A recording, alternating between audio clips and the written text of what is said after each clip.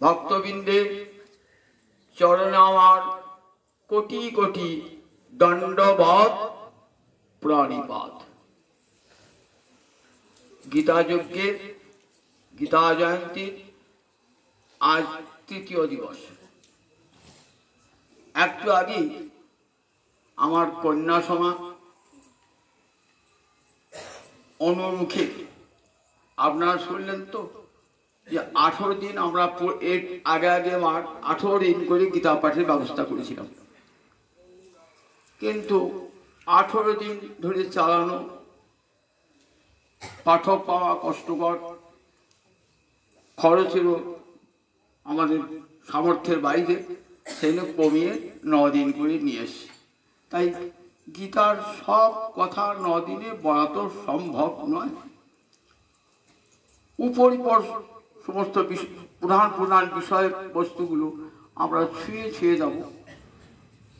উদ্দেশ্য এই যে গীতা যেন সবাই পড়ে, এইটু গীতার কথা শুনে যেন সবাই ঘরে ঘরে গীতা পড়ে, তাহলে গীতার আগ্রহটা বৃদ্ধিপ্রাপ্ত হবে পড়াতে। এই উদ্দেশ্যে আমরা এই গীতার আজকে গীতার জয়ন্তী এই যজ্ঞের সূচনা করেছি। যাক, সংক্ষিপ্ত আকারে শুনুন, সবার হয়তো মন ভরবে না, এইটুকু শুনে বুঝতে পারছি, কিন্তু উপায় নাই। আবার যদি কোনো সময় হয় তখন আবার কিছু অংশ হবে, এমনি করে হবে। যাই হোক, সামান্য গীতার সংক্ষেপ শুনলেন তো যে গীতা কি বস্তু, সেটা সর্বাগ্রে জানা দরকার। পারাশরীয় বচ সরজমূলং গীতার্থ গন্ধৎকটং নানাখ্যান কেশরং হরিকথা সম্বোধনা বোধিতং লোকে সজ্জন ষটপতৈরহর পেপীয়মানং মুদা ভুয়াৎ ভারত পঙ্কজং কলিবল বর্ধংসিন। গীতার পরিচয় কেমন সুন্দর করে তুলে ধরলেন সাধক। বলেন পারাশরীয় বচ সরজম অমলং গীতার্থ গন্ধৎকটং নানা খ্যানক কেশরং হরিকথা সম্বোধনা বোধিতং লোকে সজ্জন ষটপতৈরহর পেপীয়মানং মুদা ভুয়াৎ ভারত পঙ্কজং কলিবল প্রধ্বংসী ন শ্রেয়সী। ভারত পঙ্কজং, ভারত মানে মহাভারত, সংক্ষেপে ভারত পঙ্কজং। পঙ্কজ মানে পঙ্কে জায়তে যত্তৎ, পাকে জন্মায় যা তাকে বলে পঙ্কজ, অর্থাৎ পদ্মকে আমরা বলি পঙ্কজ। ভারত পঙ্কজ মানে মহাভারত রূপ পদ্ম ফুল, মহাভারত রূপ পদ্ম ফুল। মহাভারতকে যেখানে পদ্ম ফুলের সঙ্গে তুলনা করা হয়েছে। তা পদ্ম ফুল কোথায় ফোটে? সরোবরে ফোটে। মহাভারত যুগ যে পদ্ম ফুল, সেটা কোন সরোবরে ফুটেছে? বলেন পারাশরীয় বচ সরজমমলং। পারাশরীয় মানে পরাশর নন্দন বেদব্যাস পারাশর্য, তার বচ, তার বাক্য সরব, তার বাক্য হল সরোবর। পরাশর নন্দন বেদব্যাস, আগে দিন বলেছি, বেদব্যাসের জন্মের কথা বলেছি। পরাশর সত্যবতীর নন্দন বেদব্যাস, সাক্ষাৎ নারায়ণ ব্যাস নারায়ণ, সাক্ষাৎ সাক্ষাৎ গোবিন্দই নারায়ণী ব্যাস রূপে অবতীর্ণ হয়েছিলেন। যুগে যুগে যখন জ্ঞান ধর্ম ভক্তি রূপ পেয়ে যায়, তখন ভগবান শ্রীহরি ব্যাস রূপে আসেন। দেখবেন বিভূতিকে কি বলা আছে? মুনি নাম অপ্যহং ব্যাস, মুনিদের মধ্যে আমি ব্যাস। যুগে যুগে এসে কি করেন? আবার বেদ ভাগ করেন, বেদার্থ বোঝবার জন্যে ভারত মহাভারত পুরাণ আদি রচনা করেন, ধর্মকার্য সুসম্পন্ন করেন, বেদান্ত দর্শন রচনা করেন। এগুলি সব ব্যাসের কাজ। তাই বচ সরজম, পরাশর নন্দন বেদব্যাসের বাক্য সরোবরে একটা পদ্ম ফুল ফুটেছে। সেই পদ্ম ফুল হল মহাভারত। অমলং, তাতে কোনো মল নাই। সেই কেমন বলে? সেই পদ্ম ফুল নির্মল। পারাশরীয় বচ সরজমমলং গীতার্থ গন্ধৎকটং। পদ্ম ফুল ফুটলেই যদি সেই সরোবরের পাশ দিয়ে যান না, দেখবেন তার গন্ধে আপনার চিত্ত আমোদিত হয়ে যায়। পদ্মের এত গন্ধ, এমন সুগন্ধি পুষ্প, তাই তো পদ্ম ফুল আমাদের জাতীয় পুষ্প। সেই পদ্ম ফুল দেখেন সমস্ত শাস্ত্রে বর্ণাতে, সাহিত্যে বর্ণাতে পদ্ম ফুলেরই বর্ণনা। বললেন গীতার্থ গন্ধর গঠন, পদ্ম ফুল ফুললি তার গন্ধ চতুর্দিক আমোদিত হয়েছে।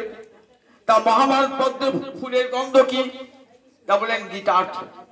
শ্রী গীতার অর্থ হলো মহাভারত রূপ পদ্ম ফুলের সুগন্ধ, উৎকটং সুতীব্র গন্ধ। নানাখ্যানক কেশরং, বলেন পদ্ম ফুলের তো পাপড়ি থাকে, তা মহাভারত পদ্মের পাপড়ি কি? নানাখ্যানক কেশরং। মহাভারতের মূল একটি কাহিনী, কুরু পাণ্ডবের সম্পত্তি নিয়ে ভ্রাতৃবিরোধ, সেটাকে পল্লবিত করেছেন। আরো কত আখ্যান, কত উপাখ্যান যুক্ত হয়েছে। বিশাল মহাভারত, যাহা নাই ভারতে তাহা নাই ভারতে, গোটা ভারতবর্ষ ফুটে উঠেছে এই মহাভারতে। কত রকমের মানুষ, কত রকম তাদের চরিত্র, কত রকম তাদের স্বভাব, সব দেশ কাল রীতি, একটা সামাজিক চিত্র ফুটে উঠেছে মহাভারত। মহাভারত পড়লে গোটা ভারতবর্ষকে দেখতে হবে। আপনি ওই বইটার মধ্যে গোটা ভারতবর্ষ ছবি, সব ভারতবর্ষে ঘুরতে তো পারবেন না, কিন্তু গোটা ভারতবর্ষের ছবিটা পেয়ে যাবেন যদি মহাভারত কেউ পড়ে। যে কত প্রকার পৃথিবীতে মানুষ আছে, তাদের কত কত স্বভাব, কেমন তাদের চরিত্র, সব একবারে ভালো লোক থেকে, মন্দ লোক থেকে, কপট লোক থেকে, চতুর লোক থেকে, ধূর্ত লোক থেকে, সব কিছুর বর্ণনা এই মহাভারতে। বিশাল মহাভারত। পারাশরীয় বর্চ সরজমা বলেন গীতার্থ গন্ধোৎকটং নানাখ্যান কিসব, কত আখ্যান, কত উপাখ্যান, সেগুলি সব মহাভারত পদ্মে পাবে। পদ্ম ফুল কখন ফোটে? সূর্য উঠলে পদ্ম ফুল ফুটবে। সূর্যের কিরণ পায় আর পদ্ম তার পাপড়ি একটু একটু করে বিকশিত করে। তা মহাভারত পদ্ম ফুলের পাপড়ি কোন সূর্যের উদয়ে প্রকাশিত হয়, বিকশিত হয়? বলেন হরিকথা সম্বোধনা বোধিতং। হরিকথা রূপ সূর্যের উদয় হলে মহাভারত পাপড়ি একটু একটু করে বিকশিত হয়। ভোরে গিয়ে দেখুন পাপড়ি বোঝা, এবার দেখুন সূর্যের কিরণ পড়ছে তো পাপড়ি খুলিয়ে খুলিয়ে খুলে খেয়ে যাচ্ছে। কিন্তু দুপুরবেলা যান সরোবরে, দেখুন আর পাপড়ি সতল বিকশিত হয়ে উঠেছে, পাপড়ি সব পদ্ম পাপড়ি গুলি বিকশিত হয়ে গেছে। বলেন এই কৃষ্ণ কথারও সূর্যের উদয় হলে পরে মহাভারত পদ্মের পাপড়ি বিকশিত হবে। হরিকথা সম্বোধনা অবধিতং লোকে সজ্জন সর্পদৈ রহর পেপীয়মানং মুদা। লোকে মানে পৃথিবীতে সজ্জন ষটপদৈ, ষটপদ মানে ভ্রমণ, ভ্রমণে কটা পা? 6টা পা। তার পদ্মের মধু খেতে কে যায়? ভ্রমণে যায়, ষটপদ ভ্রমণ যায়। পদ্ম ফুলের মধুকে, মহাভারত পদ্মের ফুলের মধু কারা খেতে যায়? তা বলেন সজ্জন ষটপদে। জগতের যারা সজ্জন রূপ ভ্রমর, তারা এই মহাভারত পদ্মের মধু পান করেন। লোকে সজ্জন ষটপদে রহ রহ, বলেন প্রতিদিন, অহযুক্ত হোক অহরহ, প্রতিদিন ব্যাপীয়তে একবার কৃষ্ণ কথা শুনলে মনে আবার শুনি কৃষ্ণ কথার এত আকর্ষণ। মধু খেতে খেতে যেমন পদ্ম বিভোর হয়ে যায়, ভ্রমর বিভোর হয়ে যায়, সে আবার সেই পদ্মবন যাবে। কোথায় পদ্মবন আছে, কোথায় মধু পাওয়া যায়, ভক্ত সন্ধান করে করে বেড়ায়, কোথায় হরিকথা, কোথায় হরিকথা। দেখুন কত জায়গা থেকে কত মানুষ এসেছেন এখানে, শুনেছেন আজকে লক্ষ্মীনারায়ণ মন্দিরে হরিকথা হবে, তাই কোথায় কত কষ্ট করে সবাই এসেছেন কত দূর থেকে। লোকে সজ্জন ষটপদে রহর, ভক্ত ভ্রমর তো হরিকথারও মধুপানের লোভে ছুটে আসে। ভ্রমর যেমন ছুটে যায় কোথায় কোন সরোবরে পদ্ম ফুল ফুটেছে সেখানে গিয়ে মধু খাবো, ঠিক তেমনি ভক্ত ভ্রমর চায় কোথায় কৃষ্ণ কথা বর্ণিত হচ্ছে শুনবো গে, মধুপান করবো। লোকে সজ্জন ষটপদী, সজ্জন ছাড়া তো আসবেন না। সজ্জন ষটপদী রহর পেপীয় মানব, মানে পুনঃ পুনঃ পিবতি, তাকে বলে পেপীয়, পেপীয়তি সংস্পর্শ করে পেপীয় মানব সব সময় পান করছে। এই বর্তমান কালে ক্রিয়াটি দিয়েছেন কেন, মানে যে মহাভারত অতীতকাল হয়ে গেছে, ও পুরনো দিনে ও আর শোনবার নাই। বলে না, মহাভারতের ব্যাসদেব শাশ্বত কালের, চিরন্তন কালের, চিরকালের কথা বর্ণনা করেছেন, যেটি শুধু শুধু অতীতকালের জন্য নয়, যেটা অতীতকালও লাগবে, বর্তমানও লাগবে, ভবিষ্যতেও লাগবে। মানব জীবনে সেটা সব সময়ে প্রয়োজন। তার অতীত বর্তমান ভবিষ্যৎ নাই, তার চিরকালীন কথা ব্যাসদেব বলেছেন, চিরকালীন কথা। তাই পেপীয় মানব একবার পান করে যাচ্ছে, হরিকথা করে শুনেছি 1 বছর আগে, 2 বছর আগে, আর শোনবার দরকার নাই তা নয়। হরিকথা শুনলে মানে বারবার শুনি হরিকথা, যতবার শুনি ততবার নূতন নূতন এই কথা তো শুনি নাই, একই কথা শুনছেন। আমার যা এ তো নূতন কথা মনে হচ্ছে, প্রতিদিন মনে হয় নূতন নূতন হরিকথা, যে অন্তরে ভক্তি থাকে। পেপীয় মানব মুদা বলে পরমানন্দে, বিরক্ত হয়ে নয়, বললেন মুদা পরমানন্দ হরিকথা যখন শোনেন না, মনটা আনন্দে ভরে থাকে। যাগযজ্ঞ করলে উপবাস করে থাকবেন তো পেটটা শুকিয়ে থাকে, মুখটা বিরক্ত হয়, কখন বাবা ঘি ঢালাটা শেষ হবে, একটু মোটা খাবো। কিন্তু হরিকথা শুনছেন পরমানন্দে, ক্ষুধা তৃষ্ণা থাকবে না। তার প্রমাণ দেখুন, এখানে তো 1 ঘন্টা 2 ঘন্টা পাঠ হবে, আর হরিদ্বারে ব্রহ্মকুণ্ডের তীরে 7 দিন 7 রাত একাসনে বসে সুখদেব পাঠ করেছেন। আর যত সত্রীবৃন্দ শুনেছেন 7 দিন 7 রাত একাসনে বসে আহার নিদ্রা পরিত্যাগ করে বলছেন আমাদের ক্ষুধা নাই, তৃষ্ণা নাই, মুনিবর আপনি প্রাণ ভরে বলে যান হরিকথা, প্রাণ ভরে বলে যান। তাহলে হরিকথার আমার আস্বাদ বলুন, কত আনন্দ বলুন, একটা আনন্দ। আপনাকে উপবাস করে থাকতে হয় না হরিকথা শোনবার জন্য, হয়েছে? পয়সা খরচ করতে হয় না যে বাবা চলে এক গাদা পয়সা টাকা নিয়ে যেতে হবে, তবে হরিকথা শুনতে হবে।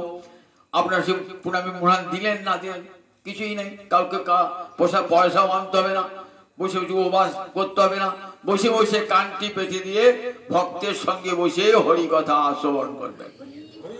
পেপীয় মানব মুদা পরমানন্দ, তাই ভক্তগণ পরমানন্দে হরিকথা আস্বাদন করেন, ক্ষুধা তৃষ্ণা ভুলে গিয়ে।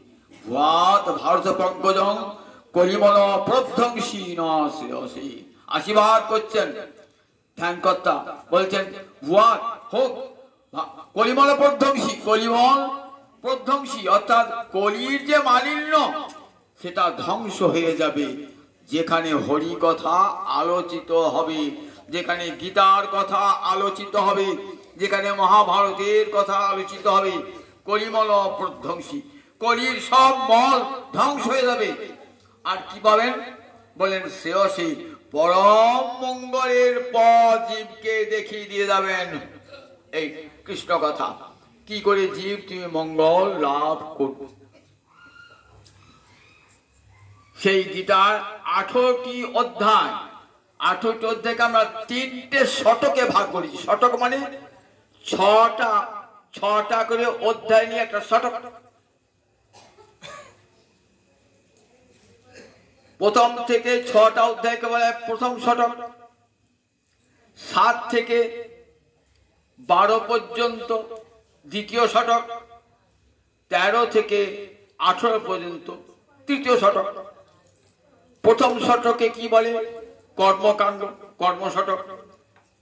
দ্বিতীয় মাঝখানটাকে কি বলে ভক্তি শতক। শেষ শতকে কি বলে জ্ঞান শতক। তাহলে কর্ম, ভক্তি, জ্ঞান, মাঝখানে ভক্তিটা আছে, এক পাশে কর্ম আর এক পাশে জ্ঞান।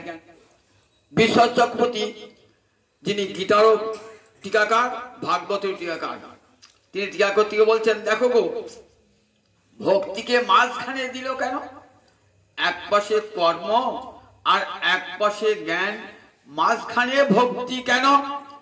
তা বললে আপনি যদি হীরের দোকানে হিরে কিনতে যান, হীরা টাংটি কিনবেন তো দেখবেন আমরা একটা বাস্ক সমেত আংটি আমি দেবে না, একটা বাস্ক সমেত আংটি দেবে। বাস্কের উপর একটা ডালা, নিচে একটা ডালা, মাঝখানে হিরে আংটি থাকবে তো, উপর একটা ডালা থাকবে, নিচে একটা ডালা থাকবে, মাঝখানে হ্যাং থাকবে। তা বলে দেখো এই কর্মকাণ্ডটা ওই উপরকার ডালাটা, আর জ্ঞান কাণ্ডটা নিচের কার ডালা, আর মাঝখানে হীরের আংটিটা হলো ভক্তি মহারানী। ভক্তি মহারানী তার উপর দেখবেন একটা লেভেল দেওয়া থাকে, দোকানের নাম দেওয়া থাকে না, কি লেভেল দেওয়া আছে? লেভেল দিয়েছেন সর্বধর্মান পরিত্যাজ্য মামেকং শরণং ব্রজ। তাহলে গীতা কেমন, ভক্তি কেমন, ভক্তি মহারানী কেমন দেখুন। কর্ম যদি ভক্তিযুক্ত না হয় ফল দান করবে না, জ্ঞানও যদি ভক্তিযুক্ত না হয় ফল দান করবে না। শুষ্ক জ্ঞান কোনো ফল দান করেন না, শুষ্ক সকাম কর্ম কোনো ফল দান করেন না, যে ফল দান করেন অস্থায়ী। তাই মাঝখানে আছে ভক্তি, ভক্তি মুখ নিরীক্ষক কর্মযোগ জ্ঞান। ভক্তির মুখ পানে চেয়ে থাকে কর্ম যোগ জ্ঞান। ভক্তি মহারানী কৃপা করলে যেন রাজপথ দিয়ে গোবিন্দ পথে যাবেন তো, রাজপথ দিয়ে যাচ্ছেন কোথায়? বিশ্বের রাজার কাছে যাবেন তো, তাই রাজপথ দিয়ে যেতে হয়। দিল্লি রাজাকে গ্র্যান্ড ট্রাঙ্ক রোড দিয়ে যেতে হয়, জিটি রোড দিয়ে যেতে হয়। তিনি গোবিন্দের কাছে যাবেন তো, গোবিন্দের কাছে যে পথ ধরে যাবেন, গুরু প্রতিষ্ঠ পথ ধরে যাবেন, সেই পথটা তো রাজপথ।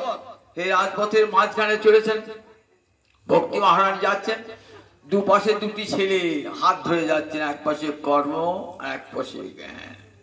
ভক্তি মহারানী নিয়ে যাচ্ছেন, নইলে তাদের ভগবানের কাছে যাওয়ার ক্ষমতা নাই। মা দুটি ছেলেকে হাতে ধরে ধরে নিয়ে যাচ্ছেন গোবিন্দের চরণের কাছে। কর্ম কখন গোবিন্দের কাছে পৌঁছে দেবে, জ্ঞান কখন গোবিন্দের কাছে পৌঁছে যাবে? যদি ভক্তিমা সঙ্গে থাকে, নইলে নয়। ভক্তিমা, এটাই গীতা জগৎকে জানাচ্ছে যে সমস্ত সাধনের মধ্যে সেরা সাধন হলো ভক্তি। গতকাল আপনাদের শোনাচ্ছিলাম স্থিতপ্রজ্ঞ যোগ, সামান্য একটু বলার পরই আর বলা হলো না, কারণ 8:30 পয়েন্টটা বেজে গেছে। আজও তাই অবস্থা। যাক, একটু ধৈর্য ধরে শ্রবণ করুন, সামান্য, বেশি সময় নেব না, সামান্য। এই স্থিতপ্রজ্ঞ যোগ গীতার একটি গুরুত্বপূর্ণ বিষয়। ভাগবতের গীতার 2য় অধ্যায়ে শেষের দিকে এই স্থিতপ্রজ্ঞ যোগ ভগবান অর্জুনকে বলছেন, অর্জুন তুমি যদি এই স্থিতপ্রজ্ঞে অবস্থান করো তাহলে যুদ্ধ করে মানুষ বলেও তোমার কোনো পাপ স্পর্শ করবে না। সমর্থ বুদ্ধি যুক্ত হয়ে সমর্থ অঙ্গে যোগ উচ্চতে। দেখেছেন তো গীতায় যোগ কাকে বলে? যোগ কাকে বলে? সমর্থ অঙ্গে যোগ উচ্চতে। আমরা মনে করি এই নামটা টেকলাম, এই নামটা যোগ শিখছি বলে ওটা যোগ না, ওটা একটা যৌগিক ক্রিয়া, যৌগিক দেহটাকে ভালো লাগবার জন্যে। কিন্তু গীতার যোগ সমর্থং যোগ উচ্চতে, অর্থাৎ সিদ্ধি অসিদ্ধি দুটোকেই সমান জ্ঞান। সিদ্ধি হলেই বাকি আর সিদ্ধি না হলেই বাকি। আমি মনটি ভগবানে রেখে কর্ম করে যাব, আমি কোনো ফলের আশা করি না, আর আমি করছি বলে মনেও করি না। কেমন করে কর্মটা করবে বলেন? কর্তৃত্বের অভিমান বিসর্জন দিয়ে দাও, আমি করছি এটা কখনো ভেব না, অহং করবে। আর সমস্ত কর্ম ফল যা গোবিন্দ আমার নয়, সব কৃষ্ণায় সমর্পিত বস্তু, গোবিন্দ তোমার চরণে অর্পণ করলাম। আর কোন ফলের আকাঙ্ক্ষা রেখো না। এমনি করে যখন কর্মটা করবেন, সেই নিষ্কাম কর্ম চিত্তটাকে শুদ্ধ করে দেবে, আর চিত্ত শুদ্ধ হলেই জ্ঞান প্রবেশ করে। যতক্ষণ চিত্ত শুদ্ধ না হয় ততক্ষণ জ্ঞান আপনার অন্তরে ঢুকবে না। তাহলে কর্ম চাই, কর্মকে বাদ দিয়ে কখনো জ্ঞান আসবে না। কর্ম নিষ্কাম ভাবে, কেমন করে কর্ম করবেন? নিষ্কাম কর্ম করতে করতে করতে চিত্ত শুদ্ধ হয়ে যাবে, আর সেই শুদ্ধ চিত্তে জ্ঞান প্রবেশ করবে। সেই জ্ঞান প্রবেশ করে কোথায় আপনাকে নিয়ে যাবে? জ্ঞান আপনাকে ভক্তির রাজ্যে প্রবেশ করিয়ে দেবে। তেষাং জ্ঞানী নিত্যযুক্ত এক ভক্তি বিশিষ্যতে।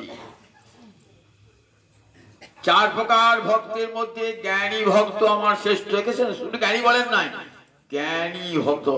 এবং বলেছেন এক ভক্তি, যে জ্ঞানী একমাত্র আমার চরণে সুনির্মলা ভক্তি, যিনি জেনেছেন বাসুদেবং সর্বম ইতি, গোবিন্দই সব।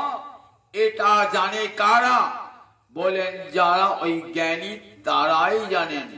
বহু নাম জন্ম নাম অন্তে জ্ঞানবান মাং প্রপদ্যতে। বহু জন্মের পর জ্ঞানী সাধনায় বুঝতে পারেন যে বাসুদেব সর্বম, জগতের যা কিছু আছে সব গোবিন্দ ছাড়া আর জগতের কোনো বস্তু নাই। জগতে যদ ভূতং যচ্চ ভাব্যং, বেদে একটা পুরুষ সূক্ত আছে বেদে, এবং খুব গুরুত্বপূর্ণ সূক্ত ঋগ্বেদে। ঋগ্বেদের 10টা মন্ডলের মধ্যে অনেকগুলো সূক্ত আছে, শেষাংশে এই 10ম মন্ডল আছে পুরুষ সূক্ত। সেই পুরুষ সূক্ত পুরুষ সূক্ত বলছেন পুরুষ এবেদং সর্বং যদ ভূতং যচ্চ ভাব্যং। এই জগৎময় সেই মহাপুরুষ গোবিন্দ সর্বত্র বিরাজমান। যা অতীতে ছিল, যা বর্তমানে আছে, আবার যা ভবিষ্যতে থাকবে, সব গোবিন্দ। তিনি তা হতে জগতের সূচনা, তার দ্বারাই জগতের স্থিতি, আবার তার দ্বারাই জগতের লয়। এই বোধটা কি আনে? বলে এক ভক্তি, গোবিন্দ চরণ ছাড়া ভক্তি আর কোথাও যাবে না, কোথাও যাবে না। তাকে বলে এক ভক্তি। পতিব্রতা রমণী অন্য কোন পুরুষের চিন্তা অন্তরে করেন না নিজের স্বামী ছাড়া, ঠিক তেমনি কৃষ্ণ ভক্ত গোবিন্দ চরণ ছাড়া আর কোথাও তার মনটা যাবে না। কোথাও গিয়ে হত্যা দিয়ে পড়ে থাকবে না, ওকে একটা আংটি দাও, আমার হাতটা দিকে দাও, আমাকে একটা তাবিজ দাও, কবজ দাও, এ কথা যথার্থ কৃষ্ণ ভক্ত কোনদিনই বলবে না। সে জানে গোবিন্দের চরণে শরণ গ্রহণ করলে পরে আমার সব ধর্ম অর্থ কাম মোক্ষ সব লাভ হয়ে যাবে, সব গ্রহ বিগ্রহ সব দূর হয়ে যাবে গোবিন্দ চরণে। এক ভক্তি বিশিষ্যতে। এই এক ভক্তি বলেন জ্ঞানী যারা, যাদের গোবিন্দ চরণী একমাত্র সার, এটা যে বুঝেছে সেই যথার্থ জ্ঞানী। চারিবের সরদর্শন পড়িয়াছে যেই জন, সে যদি গৌরাঙ্গ নাহি ভজে, বৃথা তারি অধ্যয়ন লোচন বিহীন জন, অন্ধের দর্পণে কি বা কাজে, বেদ বিদ্যা দুই কিছু নাহি জানত, সে যদি গৌরাঙ্গ করি সান, নয়নানন্দেতে ভনে সেই সে সকলই জানে, সর্ববিদ্যা করতলে তান। চারিবেদ সরদর্শন করেছেন, গৌর ভালোবাসেন না, গোবিন্দ ভালোবাসেন না, বলেন তোমার ওই চারিবেদ সরদর্শন পড়া সব বৃথা। বৃথাদার অধ্যয়ন লোচন বিহীন জন, অন্ধের দর্পণে কিবা কাজে। একটা দু চোখ কানা দেখতে পায় না, অন্ধ, তার সামনে একটা দর্পণ ধরেছে, কি কাজে লাগবে? তার কোনো কাজে লাগবে না।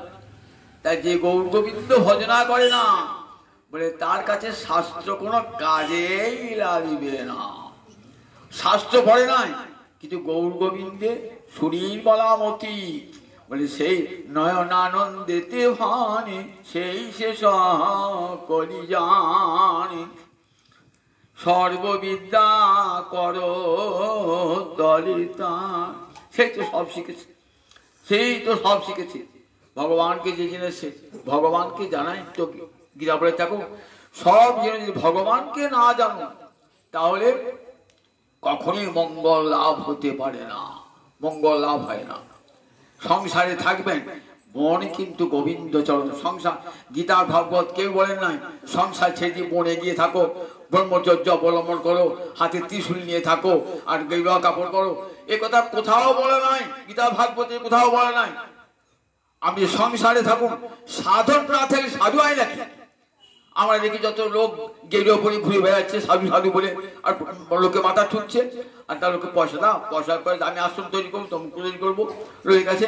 এসব প্রতারক, শ্রীমদ ভাগবতের মধ্যে ভক্তি শাস্ত্রের মধ্যে প্রতারক। এদের দ্বারা এই প্রতারকদের খপ্পরে কখনো পড়ো না। বললেন দেখো সাধন নাই তাহলে সাধু হয় কেমন করে?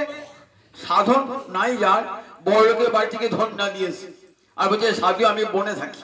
তুই বনে কোনো কম থাকো, পরে বড় লোকের বাড়ি ঘুরে ঘুরে বেড়াচ্ছ, আবার আসছো ফার্স্ট ক্লাস, আমি ফার্স্ট ক্লাস টিকিট ছাড়া যাই না, আমার বড় গাড়ি ছাড়া যাই না, আর সাধু শেষ। হ্যাঁ শেষ সাধু শেষ। কেমন সাধু দেখুন কলিকালে। আর দেখুন রূপ সনাতন বৃন্দাবনে জঙ্গলে যারা কত টাকার মাইনের চাকরি ছেড়ে দিয়ে রূপ সনাতন বৃন্দাবনে গিয়ে মাথু করে করে খাচ্ছে। ছেঁড়া কাঁথা নেড়া মাথা কাঁদে বহির্বাস, লোকে সুধাইলে বলে মুই চৈতন্যের দাস। কতবার পণ্ডিত বলুন তো খাবার সনাতন রূপ, তার বইগুলো পড়বেন একবার, লোকে কেউ পড়ে না, পড়বার ক্ষমতা নাই। এমন জটিল সংস্কৃত ভাষায় লেখা এত বড় পণ্ডিত রূপ সনাতন আদি, তাদের গ্রন্থগুলি পড়েন যে কি মহাসম্পদ ভারতবাসীকে দান করে গেছেন তারা। কত বড় মাইনের চাকরি। তখনকার দিন হোসেন সাহেব প্রধানমন্ত্রী, সনাতন গোস্বামী পাদ, রূপ গোস্বামী পাদ অর্থমন্ত্রী, অখণ্ড বাংলা, একটু কাটা বাংলা নয়, অখণ্ড বাংলা, বিরাট বাংলা। সেই বাংলার মন্ত্রী সোনার টাকায় মাইনে, কাগজের টাকায় মাইনে নয়, সোনার টাকায় মাইনে। সব ছেড়ে গৌরহরি চরণে আশ্রয় গ্রহণ করতে কেমন দেখবেন, পড়বেন যে কিভাবে তারা ছয় গোস্বামী বৃন্দাবনে গিয়ে ভজন করছেন। ছেঁড়া কাঁথা নেড়া মাথা কাঁধে হরিবাস, পাত্র নাই যে ঝুড়িতে কিছু খাবার ভরে গে দেবেন, আজকে কিছু পেলাম, বেশি কিছু পেলাম, কালকে খাবো, কিছু নেই, হাতে করে যা দেবেন। ভোল মাঠা বৃন্দাবনে দিলেন, ঘুরি ঘুরি খেয়ে বেরিয়েছে। আর কোথায় শুয়ে আছেন? এক এক বৃক্ষের তলে এক এক রাত্রি শয়ন, গাছের তলায় শুয়ে আছে। ঝড় বৃষ্টি রোদ সব সহ্য করছে। তখনকার দিনে বৃন্দাবনে বাঘ সিংহ হাতি গন্ডার ঘুরে বেড়াচ্ছে। দেখুন সাপ গায়ের উপর দিয়ে চলে যাচ্ছে। কেমন নির্ভরশীল লিখেছেন তো, গোবিন্দ চরণে শরণাগত। সাপ খায় খাবে, বাঘে খায় খাবে, সিংহে খায় খাবে, আমার এই দেহটা আমার নয়, এটা আমি গোবিন্দ চরণে অর্পণ করে দিয়েছি। এইরকম কেমন স্থিতপ্রজ্ঞ দেখুন। আর কি জানেন এই চরিত্রগুলো দেখুন কেমন স্থিতপ্রজ্ঞ।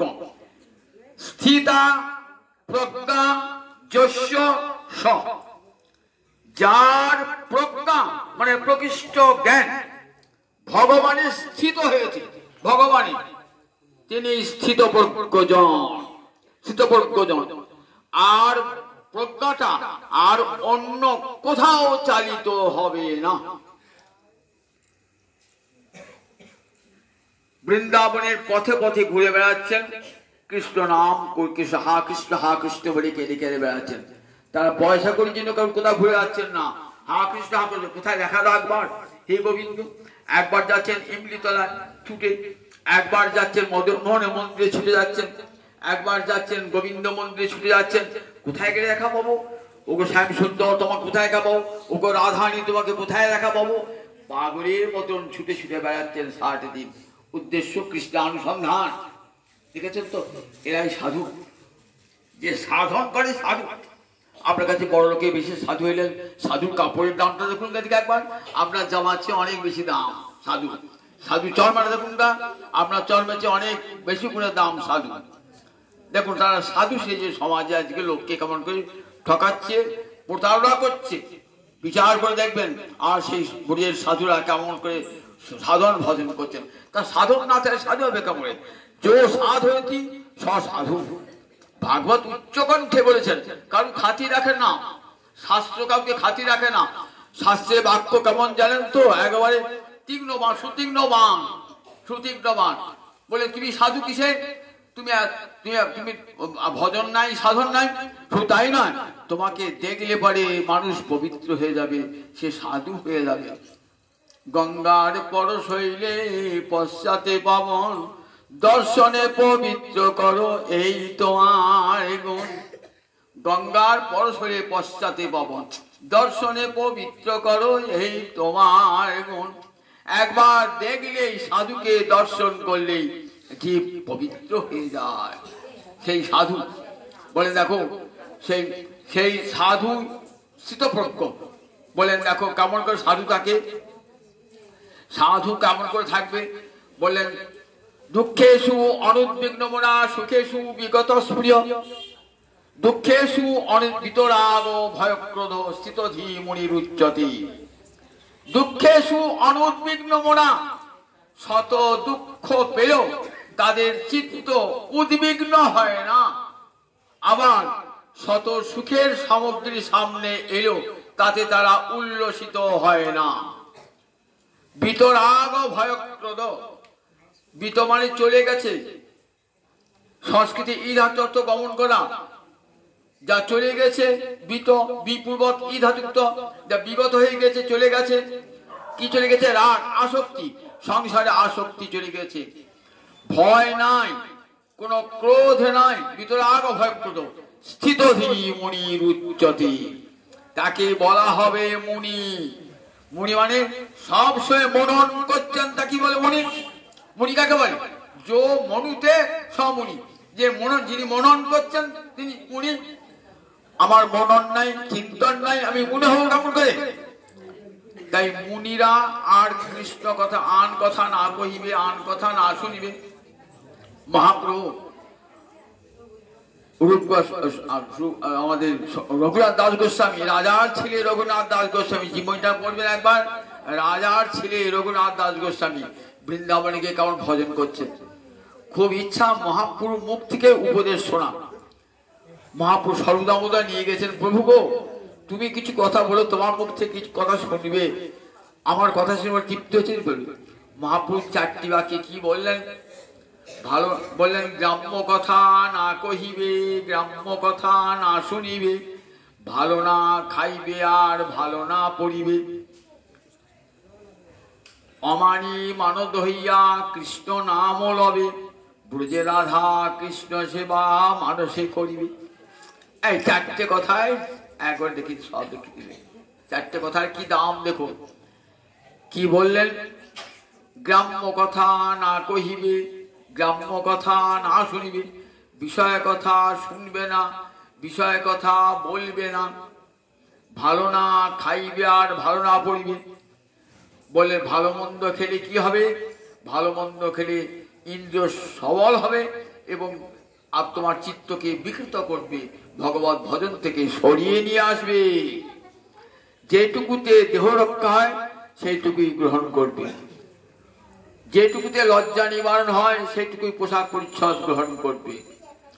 আর অমানি মানদ হইয়া কৃষ্ণ নাম লবে, নিজেকে কখনো ভাববে না আমি খুব মানি গুণী পণ্ডিত ব্যক্তি, ভাববে না আমি রাজার ছেলে, আমি জমিদারের ছেলে, একথা ভাববে না। আমি খুব ধনবান, আমি জ্ঞানবান, ভাববে না। অমানি আর মানদ, অপরকে মান দান করবে, সবাইকে সম্মান দান করবে। আব্রহ্ম চণ্ডালী সকলকে প্রণাম জানাবে, আদি চণ্ডালী প্রণাম জানাবে, সকলকে মান দান করবে। অমানি মানদ হইয়া কৃষ্ণ নাম লবে, আর ব্রজে রাধা কৃষ্ণ সেবা মানসে করিবে, মানসে করিবে। সব সময় মনে মনে চিন্তন। তাহলে দেখুন মুনির সংজ্ঞাটা দেখেন, সব সময় গোবিন্দের চিন্তা, অন্তরে গোবিন্দের চিন্তা রয়েছে। তাই বলছেন দেখো, দুঃখেষু অনুদ্বিগ্ন মনা সুখেষু বিগত স্পৃহ। আপনার মহারাজ যুধিষ্ঠিরের চরিত্র একবার দেখুন। মহাভারতের বনবাস পর্বটা খুব ভালো করে ফুটিয়ে পড়বেন, দেখবেন রাজার ছেলে আজ কোথায় গিয়েছে? বনে রয়েছে। কোথায় শুয়ে আছে রাজার ছেলে মহারাজ যুধিষ্ঠির? গাছতলায় শুয়ে আছে, গাছতলায় শুয়ে আছে। চার ভাই ভিক্ষায় বার হয়েছে। দ্রৌপদী বলছে রাজা তুমি তোমার এত গুণ, কিন্তু একটা দোষ তোমার, এই পাশা খেলার নেশা তোমার গেল না। আর সেই পাশা খেলার জন্য সর্বস্ব হারাতে হলো। আজ নিজের চোখে দেখো তোমার ভাইদের কি অবস্থা, ঘুরে ঘুরে এখানে সেখানে বেড়াচ্ছে। আমার নিজের দুঃখ আমি কিছুই ভাবি না। আমি আজ রাজকন্যা হয়ে আজ কাঙালিনী, এটা আমি আমার নিজের দুঃখ আমি ভাবি না।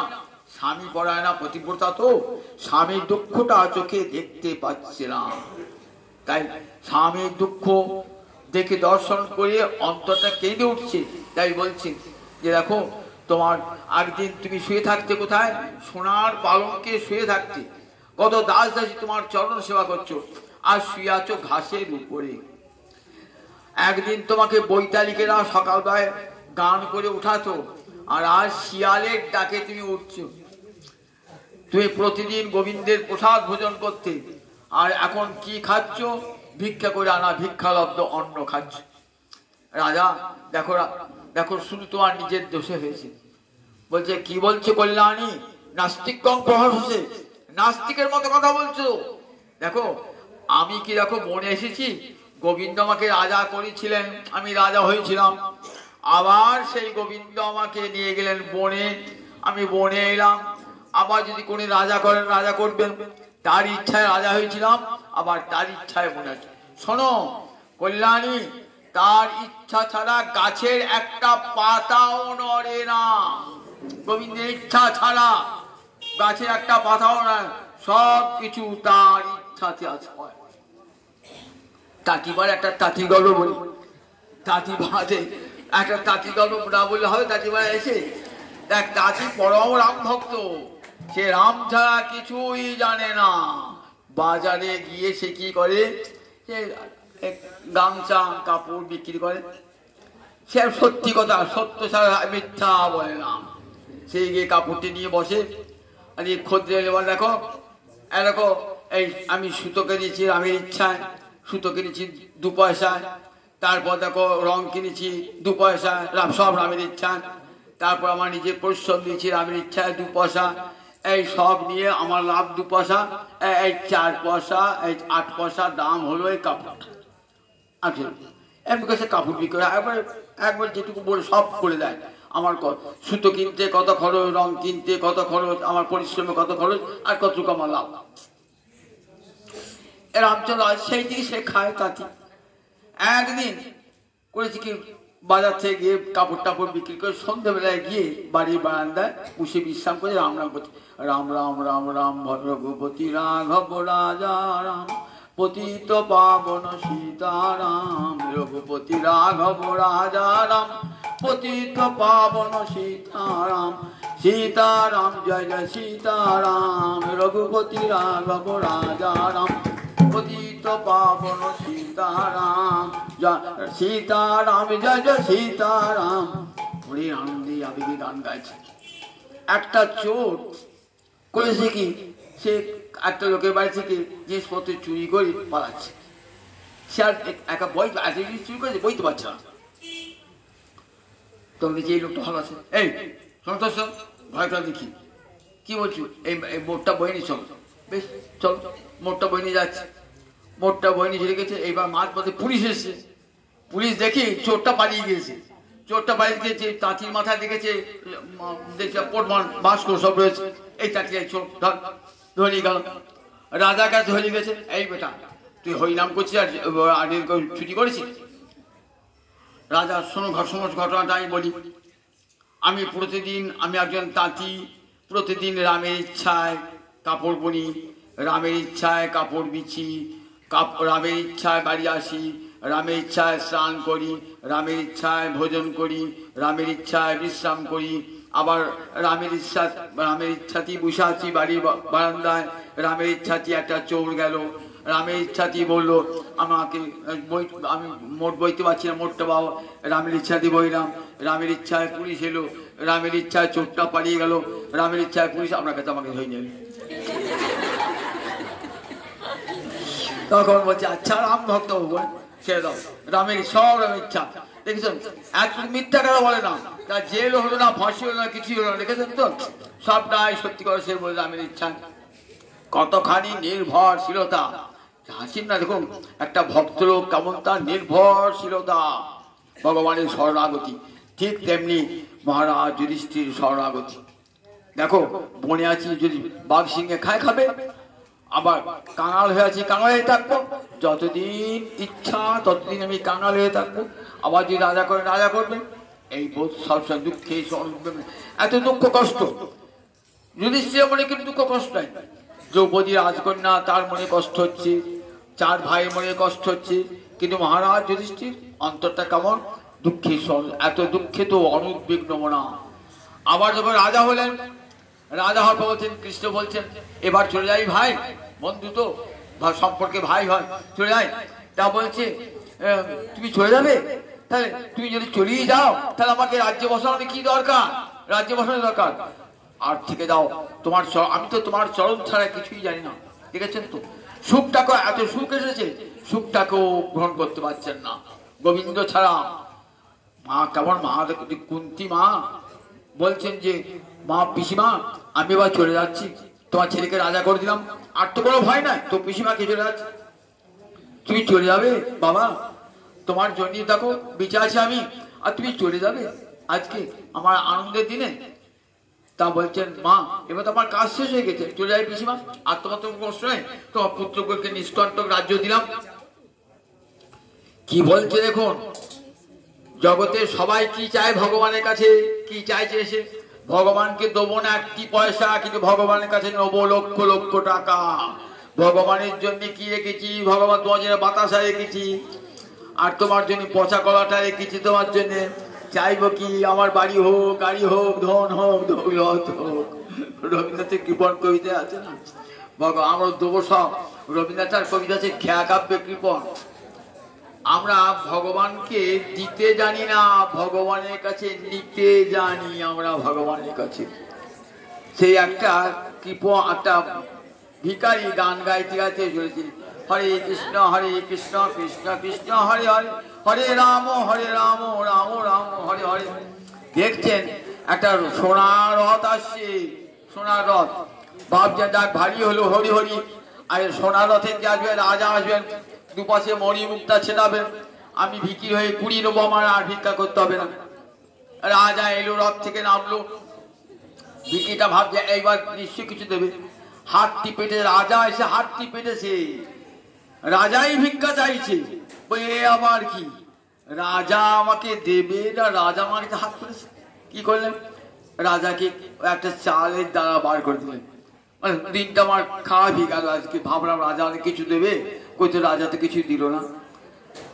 মনটা খারাপ করে বাড়ি গেল, বাড়ি গিয়ে চালের বস্তাটা উজাড় করে, চালের ঝোলাটা উজাড় করেছে, দেখছে চালের মধ্যে একটা সোনার দানা। তখন কাঁদছে হাও হাও করে, দিলাম যা রাজ ভিখারি রে, সোনা হয়ে এলো ফিরে। একটা চালের দানা দিলাম, সোনা হয়ে ফিরে। যদি সব চাল দিতাম, সব চাল সোনা হয়ে যেত, যদি জীবনটা দিতাম, জীবনটা সোনায় মোড়া হয়ে যেত। এই ভগবানকে আমরা দিতে জানি না, ভগবানের কাছে দিতে জানি। ভগবানের কাছে কি প্রার্থনা, দিন রাত আয়ু বৃদ্ধি করো, আয়ু বৃদ্ধি করো, ধন দাও, জন দাও, ওই ভগবানের কাছে দিবারাত্র প্রার্থনা। আর মা কুন্তী দেবী কি প্রার্থনা করছেন দেখুন, ভাগবতে গীতায় সব শেখবার আছে, এসব না শিখলে ধর্ম হবে? গীতা ভাগবত শোনেন না আর ধর্মকর্ম করছেন, কোনো ফল হবে না, কোনো ফল হবে না। ওই শনি পুজো করছেন, রাস্তাকে ঢাকতে হবে, কাজু বাড়ছেন, শনি প্রসাদ খাচ্ছেন, কিছুই হবে না। গীতা ভাগবত শুনকারে ভালো করে, তবে তো ধর্ম কথা বুঝবেন। ওসব কিছুই নাই, কোথায় গিয়ে খালি বেল কথায় একটা সিদ্ধি মাখিয়ে নিয়ে গিয়ে, আতুর চাল নিয়ে গিয়ে বলছেন আমার ধর্মকর্ম হয়ে গেল। ওটা ধর্মই গীতা, ওটা কোনো ধর্মের মধ্যে পড়ি না। ভালো করে শোন, গীতা শোন, ভাগবত শোন। আমরা লেখাপড়া শিখেছেন, আজকের দিনে কোনো মেয়ে অশিক্ষিত নাই, সবাই পড়াশোনা জানে। রামায়ণ পড়ুন, মহাভারত পড়ুন, গীতা পড়ুন, ভাগবত পড়ুন, তাহলে বুঝতে পারবেন যে ধর্ম জিনিসটা কি। দেখুন কুন্তী দেবী কি স্তব করছেন ভগবানের কাছে। কুন্তী দেবী কি বলছেন, বলছেন বাবা তুমি চলে যাবে, আমি তো তাই চাই নাই যে তুমি আমাকে রাজসব, আমার ছেলেকে রাজা করে বসিয়ে তুমি পড়াবে, আমি তো চাই না। আমি কি চাই জানো, বিপদ সন্তুতা শাশ্বত তত্র তত্র জগৎগুরু। সেই বিপদে যেন আমার বারে বারে আসে, যে বিপদে তোমার দেখা পাবো হরি, সেই বিপদে যেন আমার বারে বারে আসে।